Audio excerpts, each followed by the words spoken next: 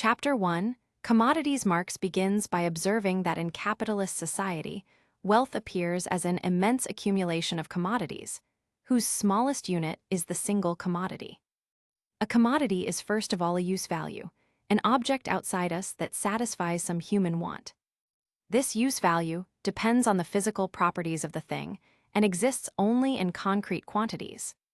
But commodities also have exchange value, the proportion in which one use value exchanges for another. Exchange value appears accidental and relative. 1/4 of wheat can exchange for different quantities of silk or gold. But Marx shows it is the phenomenal form of something contained in every commodity, namely its value. Value, he argues, is that common substance which underlies all exchange relations, reducible to human labor in the abstract. Chimney sweeper, coal miner, baker, spinner, although their specific labors differ, once we abstract from use value and from the concrete forms of those labors, what remains in each is homogeneous human labor, counted by its duration. That labor time socially necessary to produce a commodity is its value, measured by hours or days of average labor it requires. A commodity's value falls if labor productivity rises, and vice versa. An hour of handloom weaving can become half an hour once power looms appear. Thus Marx gives his famous formula. As values, all commodities are only definite masses of congealed labor time. He distinguishes use value from value and exchange value, setting the groundwork for his analysis of how labor, value, money, and capital interrelate in a fully developed market economy. Key quotation: "One sort of wares are as good as another, if the values be equal. 100 pounds worth of lead or iron is of as great value as 100 pounds worth of silver or gold." Key argument: exchange value is the mode of expression of value, which is in every commodity and consists of homogeneous human labor measured by social labor time. Chapter 2, the exchange process. Marx turns from single commodities to the act of exchange. Commodities cannot exchange themselves, their owners must meet, recognize each other's right of private property, and contract. When A sells linen to B for money and B uses that money to buy a Bible from C, the linen has gone from A to B and the Bible from C to A. The simple metamorphosis is C to M to C, sale for money followed by purchase of another commodity. For money, an opposite process, M to C to M, is buying in order to sell. Marx will shortly show that this underlies capital. In the sale, C to M, the commodity threatens to lose its use value for the owner. In the purchase, M to C, money surrenders its specific form to become use value. Circulation presupposes the unity of these two opposite transformations. Yet money itself never completes the circuit. When A sells linen for money, that money goes to B, and only if B sells again will it return. Money moves in a single direction through buyers and sellers, whereas commodities move out of circulation into consumption. If the second half of the metamorphosis is missing, if a sells linen but never buys another commodity, then commodities have a sale without purchase, money accumulates, and hoarding begins. Money's functions range from measure of value or price, virtual or ideal money, to medium of circulation, actual coins, hoard petrified money, means of payment credit, and universal money in world markets. The quantity of money needed depends on the sum of prices to be realized each day and on the velocity of its circulation. Key quotation: "All value is therefore, from the very start, a social form of commodities. Consequently, commodities must be realized as values before they can be realized as use values." Key argument: exchange is not mere barter but a complex metamorphosis of commodities and money. The circulation of commodities gives rise to money's peculiar functions and to phenomena such as hoarding and credit. Chapter 3, Money, or the circulation of commodities. Here Marx assumes gold as the money commodity. Money's first function is to supply commodities with the material for their values, so that every commodity's value can be expressed in a common measure. Money as a measure of value is the phenomenal form of labor time embodied in commodities. Its second function is as standard of price, a fixed weight of metal divided and named by law. The measure of values and the standard of prices are distinct, The former depends on the commodity's own value as a product of labor, the latter on a fixed legal pound or ounce. Because money circulates only in imagination when it serves as measure, imaginary money suffices for pricing. But no variation in the value of actual gold coins affects their function as fixed standards. When two standards, gold and silver, coexist, prices in each metal vary inversely with the ratio of their values. The form in which money realizes prices is the price form or money form of commodities. This is purely ideal and must be backed by actual gold if the commodity is to be delivered. Key quotation: the price form of a commodity is its money form. It is, like the value form, a purely ideal or mental form. Key argument: money is the necessary manifestation of value in a society of commodity producers. Without it, commodities could not realize their values. Chapter 4, The Medium of Circulation, Metamorphosis of Commodities. Marx returns to the C to M to C circuit, now from the viewpoint of the commodities themselves. A commodity enters and leaves the sphere of exchange as follows. First, it becomes saleable by entering the market, C to M, then it is bought by some other owner. M to C. A and B are sellers and buyers only in particular phases. A single capitalist may first sell, then buy. A given commodity's two metamorphoses overlap with those of many other commodities, forming a network of interlaced circuits that constitute the division of labor in society. The result of one commodity's metamorphosis, C, M, is an owner with money of the second, MC, an owner with a new commodity. But money itself never completes this circuit. It constantly stands for new commodities circulated by other sellers. Thus, money appears as the medium of circulation, by which commodities seem motionless while money moves. Yet money moves only because commodities move through the phases of sale and purchase. The quantity of money in circulation depends on the sum of the prices of commodities to be sold and the velocity with which each money piece circulates. Money's rapid flow reflects the rapid interchange of use values, and its retardation reflects stagnation in exchange. Credit arises when sales are separated from purchases in time, producing creditors and debtors, another function of money. Key quotation: circulation sweats money from every pore. Key argument: the appearance of money as the mover of commodities conceals the fact that commodities, by changing form, actually drive money's movement. Chapter 5, Money Transformed into Capital. M to C to M capital appears initially as money that must be transformed into more money. In C to M to C, the purpose is consumption or acquisition of use values. In M to C to M, the purpose is exchange value alone, buying in order to sell dearer. But neither circuit by itself produces surplus value. Equivalents remain equivalents. Capital emerges only when the commodity bought in M to C is labor power. Labor power differs from other commodities. It alone can create value in use, for its consumption in production not only transfers the value of means of production, but adds new value. Thus M to C, labor power, to M becomes the general formula of capital. It is still a money commodity circuit, but its special feature is that in the process of production new value appears, leading to M bigger than M. Key quotation: capital is money which begets money. Key argument: capital is only money that is invested in labor power, because that alone can carry the labor process forward and add surplus value. Chapter 6, Contradictions in the General Formula of Capital. Marx explores why C to M to C yields no surplus value, and M to C to M would yield none if we dealt with ordinary commodities.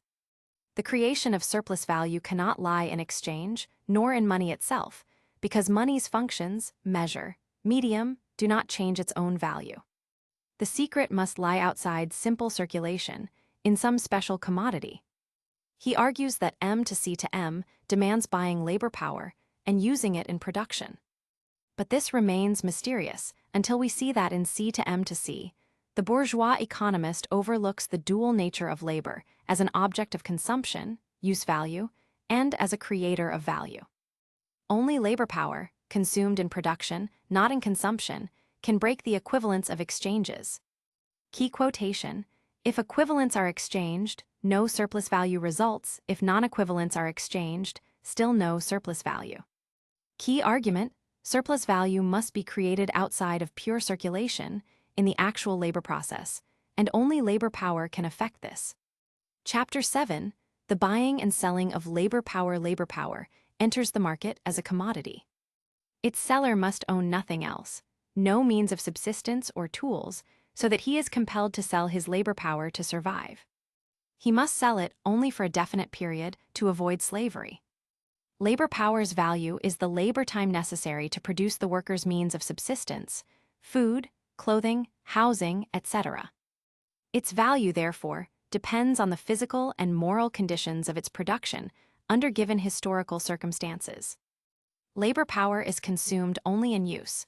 When it is employed, living labor is expended and embodied in new products. The capitalist pays the laborer the value of his labor power, a day's wage, but then spurs him to work longer in order to appropriate the excess labor time. Key quotation: labor power, in order to be a reality, must be consumed. Its consumption, therefore, is productive consumption.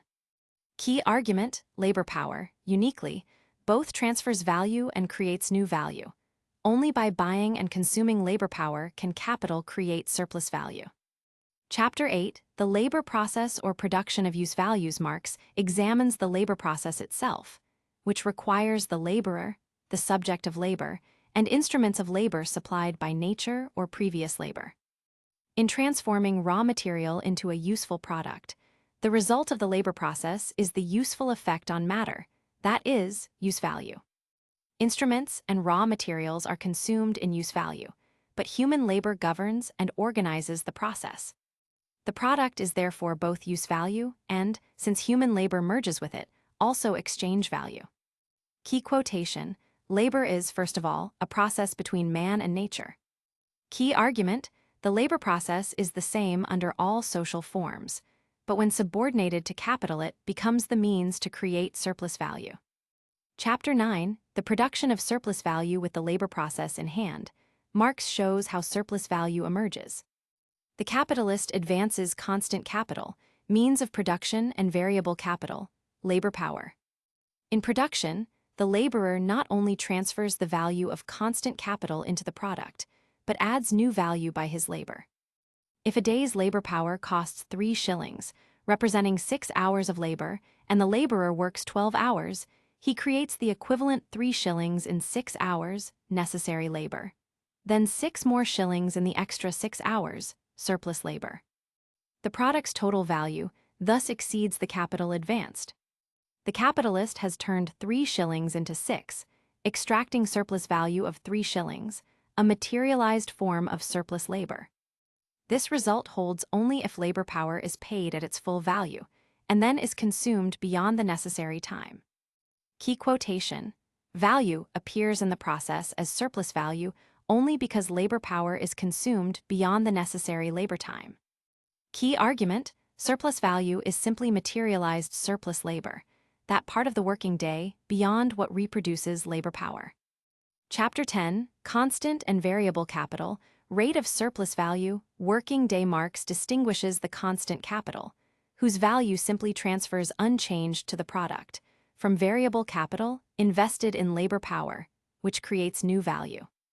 The rate of surplus value is SV, the ratio of surplus labor to necessary labor.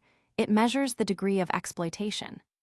The mass of surplus value S is V times SV, or simply the number of labor powers employed times the surplus value per laborer. Absolute surplus value comes from extending the working day, relative surplus value from raising labor productivity, so that necessary labor time shrinks and surplus labor grows without lengthening the day. Increasing the productivity of those branches that produce the worker's means of subsistence cheapens labor power and raises the rate of surplus value. Key quotations: surplus value is the form in which the excess labor time of labor power over its necessary labor time appears. Relative surplus value is created by curtailing necessary labor time through raising labor productivity. Key arguments: the capitalist drives for both absolute and relative surplus value. Absolute comes from prolonging the working day against the laborer's interest. Relative from revolutionizing the labor process to reduce the labor necessary for subsistence and thereby augment the unpaid labor time. These 10 chapters develop Marx's fundamental theory of how labor, value, money, and capital interlock. Commodities conceal their dual nature. Exchange conceals the social nature of labor. Money embodies the value form. Capital transforms money into the directive power over living labor power. Surplus value emerges only in the labor process from the special commodity labor power. Capital exploits labor power absolutely by extending the working day and relatively by cheapening labor power through increased productivity. The rate and mass of surplus value measure exploitation, while the struggle over the working day between capital and labor reveals capital's boundless drive to appropriate unpaid labor. Chapter on cooperation Marx begins by identifying the birth of capitalism in the massing of labor under single individual capitals. He explains that when one capitalist employs many workers in a single place, the productive power of their combined effort rises automatically, though their labor remains individually unchanged. Key to this is what Marx calls cooperation, the simple fact of workers laboring side by side. This renders possible large-scale savings in the constant capital, workshops, raw materials, tools, because these are shared among many hands. Marx writes, "A portion of the means of production are now consumed in common, and this shared consumption lowers the cost per unit of output and therefore the value of commodities. The capitalist can exploit this economy to increase his profit without altering wages or intensifying each worker's exploitation in this earliest stage." Cooperation also kindles emulation among workers. Men working together become stimulated by each other in a way Aristotle never fully anticipated. They produce far more than 12 isolated men each working 12 hours. Marx shows how cooperation yields new social powers, not reducible to the sum of individual forces. Critical moments, such as harvest or shearing time, demand the simultaneous effort of many hands to complete the task in a narrow window. Capitalists who can muster a body of wage labor at such moments secure disproportionate advantage. Thus, cooperation, although technically simple, becomes a means for extracting greater surplus value. With cooperation comes the rise of a directing authority, the capitalist. At first a mere formal head who buys labor, he quickly becomes indispensable to an enlarged social labor process. Marx stresses that a capitalist should command on the field of production is now as indispensable as that a general should command on the field of battle.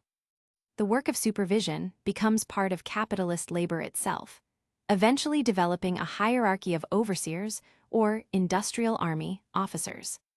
Marx quotes political economists who count this supervision among the faux frais, or incidental costs of production, but he insists it is an inherent and despotic function, rooted in the antagonism of exploiter and exploited. Chapter on division of labor and manufacture Marx then turns to the next stage, manufacture based on division of labor. Manufacture arises in two ways. First, a single capitalist may bring together artisans from different trades, wheelwrights, upholsterers, gilders, to produce one commodity. Over time, these separate arts are simplified into a series of successive operations, each assigned to a worker who specializes in one function. Second, a capitalist may employ 50 papermakers, each making entire sheets of paper. When demand grows, he redistributes tasks among them so each does one operation in the paper-making process. That accidental division hardens into a fixed rule, the concurrent performance of several operations by many workers. Marx calls the result the social product of a union of artificers. He emphasizes that manufacture still rests on handicraft skill. Each detail laborer is a handicraftsman performing one kind of manual operation, his body becoming the automatic, specialized implement of that operation. Concentration and repetition rapidly improve his speed and dexterity. Manufacture crystallizes partial operations into lifelong individual callings and produces in every workshop a hierarchy of skilled and unskilled laborers.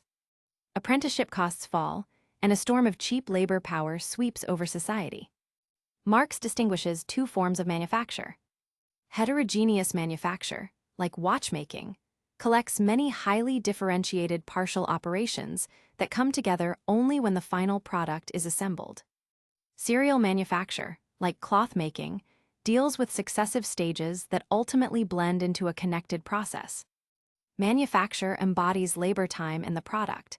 Division of labor fixes proportional numbers of workers in each detail function, so that any expansion must multiply each group in equal measure.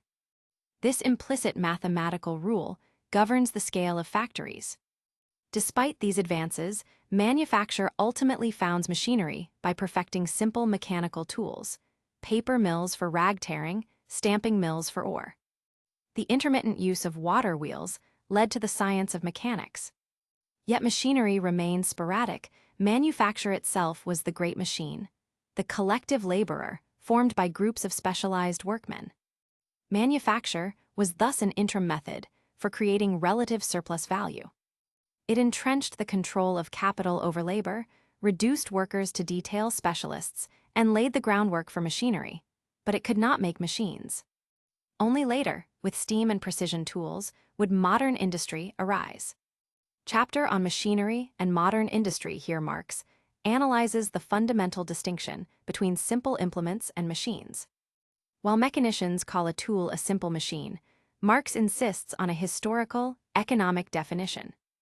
A tool is an implement moved and guided by human muscles. A machine applies the same shaping or cutting tools by means of a mechanical mechanism set in motion by an independent prime mover, steam, water, or wind.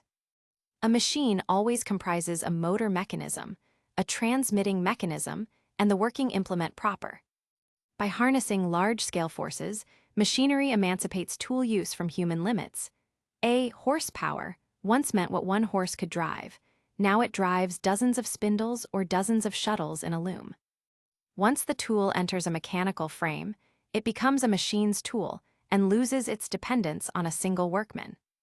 The spinning wheel's foot-powered spindle assembly gives way to the jenny, spinning hundreds of threads at once. The machine is not merely a combination of simple mechanical powers, lever, screw, wedge, but a historical instrument, capable of wholly displacing human labor in certain processes. Where tools drove by human muscles lose ground to animals, water, or steam, the machine proper assumes control. Machinery's economic effect is twofold. On the one hand, machines yield tremendous productive power, sharply cutting labor time per unit of product. But just like tools, machines transmit no new value. They only pass to the product a portion of their own embodied value through wear and tear. In fact, Marx stresses that machines must lose value through depreciation and moral obsolescence, a process faster when machines outstrip one another in technical improvements. A powerful machine is built of durable iron, lasts many years, and transmits only a tiny fraction of its value per day. Machines thus offer free exploitation of vast natural forces at the cost of relatively small daily depreciation. On the other hand, machinery profoundly changes the labor process and social relations. By employing machinery, capitalists reduce the value component of labor within the commodity, thus producing greater surplus value. The mass of constant capital soars relative to variable capital, lowering the value of the labor power needed per unit of product. Employment of women and children in place of adult males is made possible, and compulsory labor for the capitalist kills the voluntary feel of labor. Machines weaken the bargaining power of workers. They extend free labor power for the master, transforming entire families into wage labor gangs. The need to pay many hands simultaneously forces capitals to concentrate, further centralizing production. At the factory threshold, machinery turns the collective laborer into a titanic automaton. The factory arises when large numbers of machines, moved by one prime mover through shafts and belts, require a new kind of discipline over workers. Marx describes this as despotism. Obedience is secured by fines, punishments, and an industrial hierarchy of masters, overseers, chargers, and assistants. The human element is reduced to watchful minders or mere feeders of machines. The factory meteorologically alters the senses, dust, noise, bad air emphasize the cold logic of combined labor under capital. Workers rise and fall with the rhythms of steam and belt, their intelligence and skill stripped away to drive tools with their feet or slender hands. The comparison is to an industrial army, fully weaponized but scarcely human. Resistance begins in broken machines set afire, Luddite riots. Yet so soon as capital weds machines to its aims, these eruptions subside under iron laws. To the ruling political economists of the day, however, all reversion to non-capitalist modes of production is regressive and irrational. As Marx quips, they brand those who attack the capitalistic use of machines as enemies of progress, while militating fiercely for factory abuses in the name of freedom of enterprise. Chapter on production of absolute and relative surplus value. Marx now turns to the central category of capitalist production, surplus value. The laborer sells his labor power, a commodity, to the capitalist in exchange for its value, the price of a working day. From the moment he enters the production process, however, the laborer works past the time needed merely to reproduce the value of his wages. This unpaid portion of labor time is surplus labor, creating surplus value for the capitalist. Production of absolute surplus value depends simply on the lengthening of the working day. If the day is extended from 10 to 12 hours, surplus value is increased without altering the exploitation rate. Production of relative surplus value depends on raising the productivity of labor so that necessary labor time shrinks compared to surplus labor time. Both absolute and relative surplus value are means by which capital grows.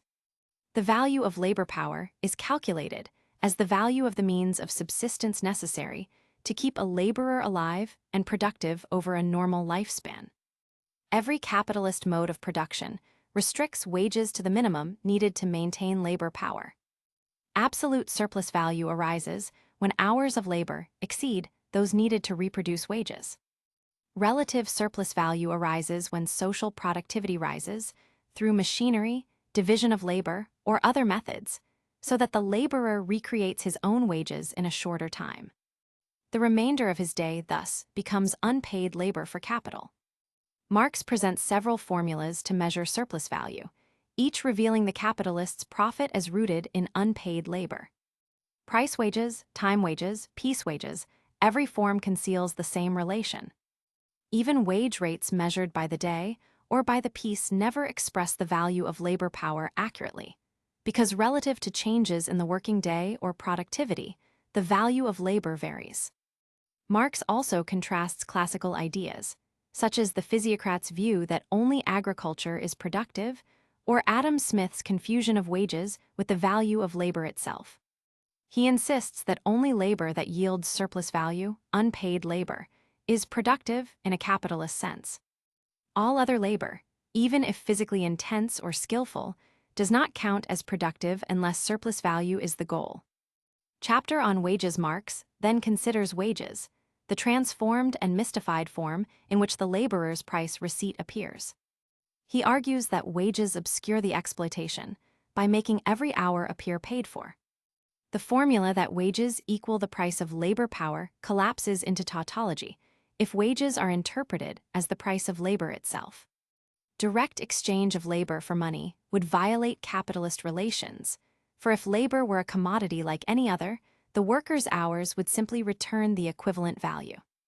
Marx shows that labor is not a commodity before it is performed. It is labor power, a capacity for labor, sold in advance, then consumed by the capitalist. The wage form, therefore, hides the fact that some portion of labor is never paid. Marx develops an analysis of time wages, daily or hourly, and piece wages, showing how neither form can express real value. Time wages fix a daily sum for labor power, but daily labor can be varied. Piece wages fix a sum per unit of product, but product per time varies. In neither case, do wages accurately measure the labor exchanged. They serve only to conceal unpaid surplus labor. Chapter on national differences of wages internationally. Wages differ from place to place because the value of labor power is measured in social labor time, and social labor time varies across countries due to differences of productivity. The same working hour in England, driven by powerful machinery, may cost twice as much money as a working hour in Bengal. Across borders, therefore, commodity prices and wages follow the international law of value, shaped by differences in productivity. In turn, these wage differences shape migration, colonization, and the formation of world markets. Marx shows that richer countries may have higher nominal wages but greater surplus value extraction, while poor countries can have low wages but still find their labor power appropriated as capital spreads. The diluted notion of a compensation theory, or law of wages, is demolished. Wages are not self-regulating by population, but respond to the dynamics of capital accumulation and exploitation.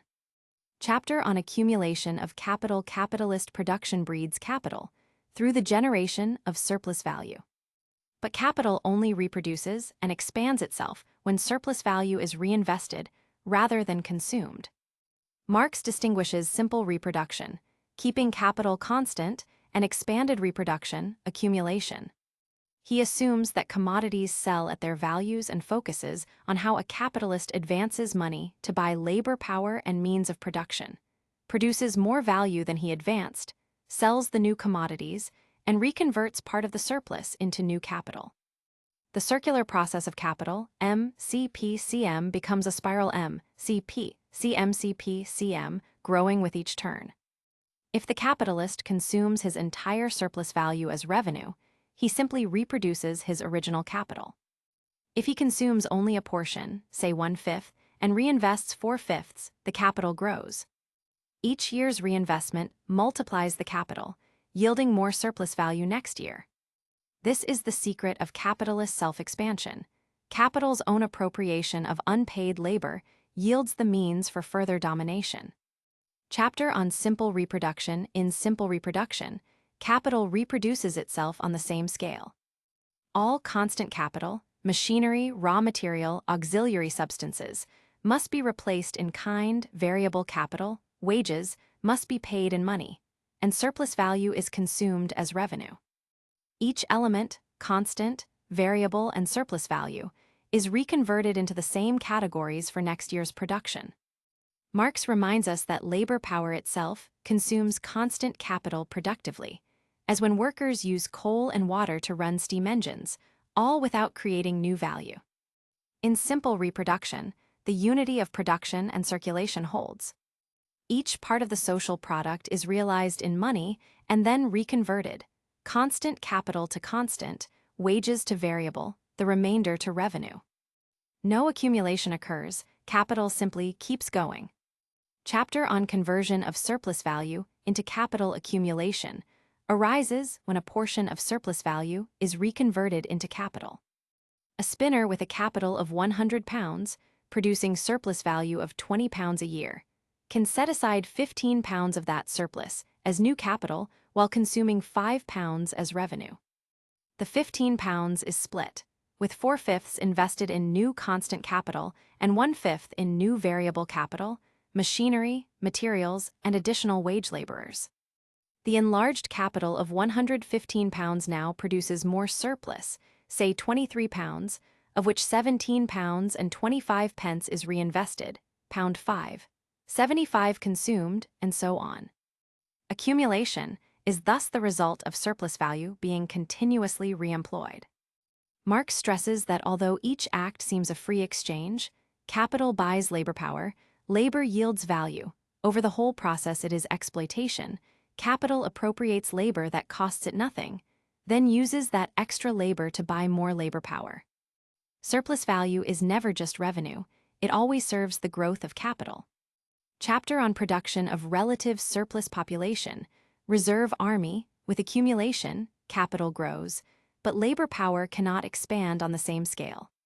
Since accumulation raises the ratio of constant to variable capital, the same increase of capital demands relatively fewer laborers. Moreover, machines and intensified labor extract more value from the same hands. The upshot is a growing industrial reserve army, an ever larger relative surplus population of workers, alternately repelled by overcapacity in some lines and attracted by new capital in others. The absolute number of employed laborers may rise or fall with the business cycle, but the relative mass of laborers outside employment or underemployed swells in the long run. Marx calls this the general law of capitalist accumulation. Accumulation of wealth at one pole is, therefore, at the same time accumulation of misery, agony of toil, slavery, ignorance, brutality at the opposite pole. The growing reserve army keeps wages down by threat of unemployment, punishing resistance and preserving capital's domination. Chapter on primitive accumulation. Marx concludes by asking, where did the first capital come from? He reviews the forcible expropriation of the direct producers, serfs, small peasants, artisans from their earth, tools, guilds, and communal lands. This primitive accumulation was not a peaceful savings process but robbery and violence on a vast scale. Enclosures in England, confiscations of church and crown lands, devastating colonial conquests, Atlantic slave trade, raids upon America's Indians, exactions by royal favorites, usury, early stock speculations, protective tariffs, state-backed monopolies, public debts secured by taxes on poor people's food. Medieval lords, the church, and free peasants were dispossessed by new ruling classes who later became capitalists. Laws forced workers into wage labor, branded beggars, and made criminal all combinations of artisans. The upshot was a working class stripped of all means of production, land, tools, houses, compelled to sell its labor power for a wage. This brutal transformation laid the basis for the capitalist mode of production. Marx's narrative shows us that capitalism sprang not from peaceful trade or invention alone, but from a series of violent acts, legal coups, and social upheavals. Without the primitive accumulation by which direct producers were expropriated, there would have been no large-scale wage labor, no huge socialized production, and no modern capital. Conversely, with the development of capitalist production, machines, cooperation, and the free sale of labor power, capital rapidly expanded itself by exploiting unpaid labor, imprisoning or branding resistance, and forging the modern world market. In Marx's own words, this system must yield to its own contradictions. For capital, by producing capitalist private property, also produces its own negation in the form of a working class whose self-conscious struggle finally dissolves the capital relation.